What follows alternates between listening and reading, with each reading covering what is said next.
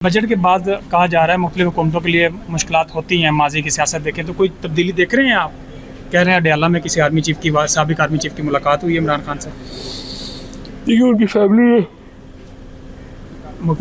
ने डिनाई किया कि इस तरह नहीं हुआ।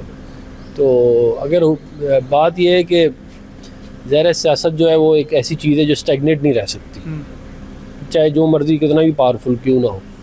तो कुछ ना कुछ तब्दीली तो आती रहती है, लेकिन कोई मेजर तब्दीली मुझे नहीं आ रही है 20 साल आते हैं।